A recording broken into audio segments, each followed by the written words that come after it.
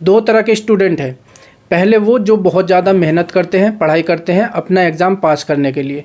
दूसरे स्टूडेंट वो होते हैं जिनके पास पैसा बहुत ज़्यादा होता है, लेकिन वो मेहनत नहीं करते हैं, वो सिर्फ पैसे से डिग्री खरीदना चाहते हैं।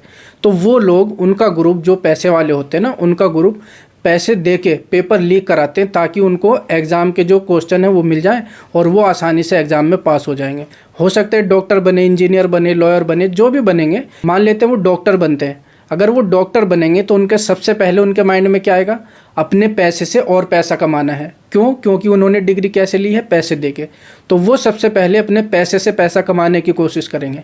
उनको कोई फ़र्क नहीं पड़ेगा इलाज में क्या दिक्कत आ रही है, क्योंकि उन्होंने पढ़ाई तो की नहीं है। और इस तरह से भ्रष्टाचार और ज़्यादा बढ़ता जाता है।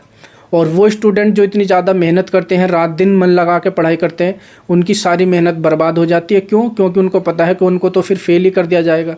पास सिर्फ उनको करेंगे जिन्होंने पैसा भरा है, जिन्होंने पेपर लीक कराया है। अब उनके और उनके बीच में तो कोई कंपटीशन बचा नहीं ना, क्योंकि वो सालों से मेहनत कर रहे हैं और उन्होंने पैसे दे के अपना डायरेक्ट क्वेश्चन पेपर ही खरीद लिए।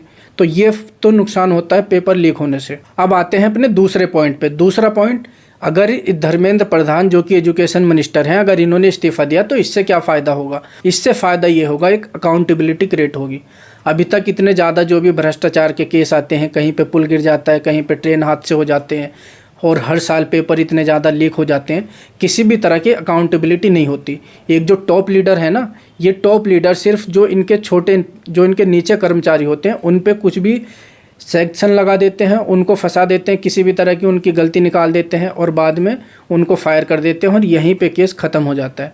जबकि मेन अकाउंटेबिलिटी बनती है टॉप लीडर की। टॉप लीडर बना ही इसलिए है वो सारी चीज़ें सही से मैनेज कराए, हर चीज़ पे नज़र रखे, कहीं पे किसी भी तरह की दिक्कत ना हो। और ये एग्ज़ाम लीक होने की, पेपर लीक होने की नई बात नहीं है। हर साल बहुत ज़्यादा पेपर लीक हो रहे हैं और हर साल लाखों बच्चों का फ्यूचर बर्बाद हो रहा है इसी तरह से।